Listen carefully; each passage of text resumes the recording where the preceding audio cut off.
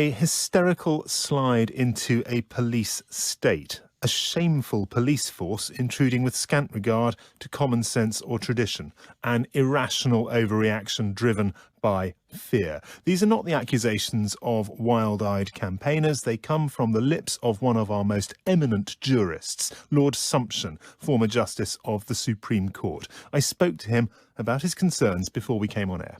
The real problem is that when human societies lose their freedom, it's not usually because tyrants have taken it away.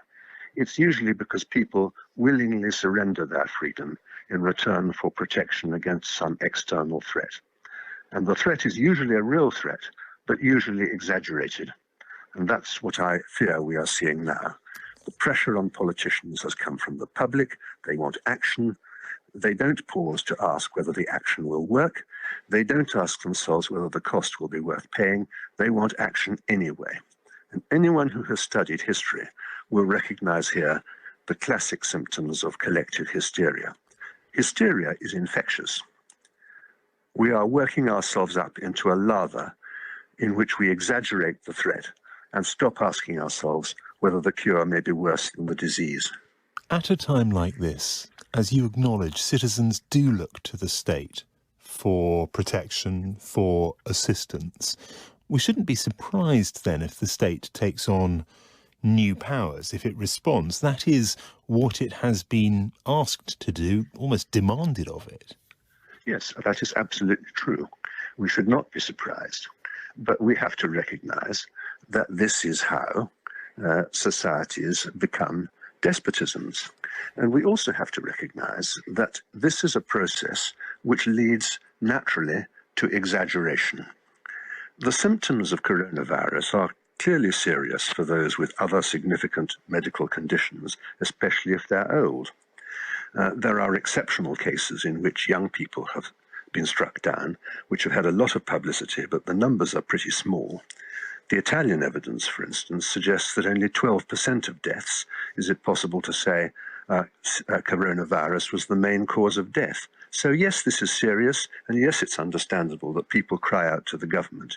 But the real question is this serious enough to warrant putting most of our population into house imprisonment, wrecking our economy for an indefinite period, destroying businesses that honest and hard-working people have taken years to build up, saddling future generations with debt, depression, stress, heart attacks, suicides, and unbelievable distress inflicted on millions of people who are not especially vulnerable and will suffer only mild symptoms or none at all, like the Health Secretary and the Prime Minister. The executive, the government, is all of a sudden really rather powerful and really rather unscrutinised. Parliament is in recess. It's due to come back in late April. We're not quite sure whether it will or not. The Prime Minister is closeted away, communicating via his phone. There is not a lot in the way of scrutiny, is there? No. Certainly there's not a lot in the way of institutional scrutiny. The press has engaged in a fair amount of scrutiny. There has been some good and challenging journalism. But mostly the press has, I think, echoed and indeed amplified the general panic. The restrictions in movement have also changed the relationship between the police and those whose in name, at least they serve. The police are naming and shaming citizens for travelling at what they see as the wrong time or driving to the wrong place. Does that set alarm bells ringing for you as a former senior member of the judiciary? Well, I have to say it does. I mean, the tradition of policing in this country is that policemen are citizens in uniform. They are not members of a disciplined hierarchy operating just at the government's command. Yet in some parts of the country, the police have been trying to stop people from doing things like travelling to take exercise in the open country, which are not contrary to the regulations, simply because ministers have said that they would prefer us not to. The police have no power to enforce ministers' preferences, but only legal regulations, which don't go anything like as far as the government's guidance. I have to say that the behaviour of the Derbyshire police in trying to shame people into using their undoubted right to travel to take exercise in the country and wrecking beauty spots in the fells so that people don't want to go there is frankly disgraceful. This is what a police state is like. It's a state in which the government can issue orders or express preferences with no legal authority, and the police will enforce ministers' wishes. I have to say that most police forces have behaved in a thoroughly sensible and moderate fashion. Derbyshire police have shamed our policing traditions. There is a natural tendency, of course, and a strong temptation for the police to lose sight of their real functions and turn themselves from citizens in uniform into glorified school prefects.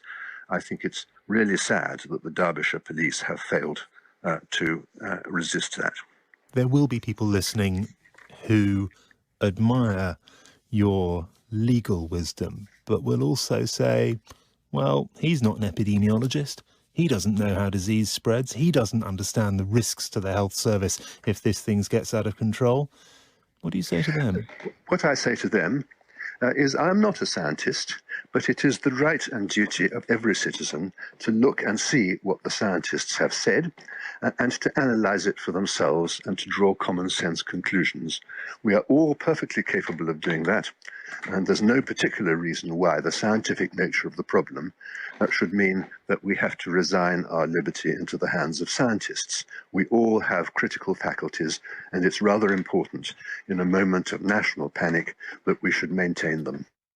Lord Sumshen, former Justice of the Supreme Court, speaking to me a bit earlier. We put his criticism of Derbyshire Police to the force, and it sent us this statement. Our advice to the public was in line with national government instruction and echoed what people in our communities were saying following thousands of people that travelled to the Peak District National Park the previous weekend. The weekend just gone saw much smaller numbers, and we thank the public for their response. That's from Derbyshire Police.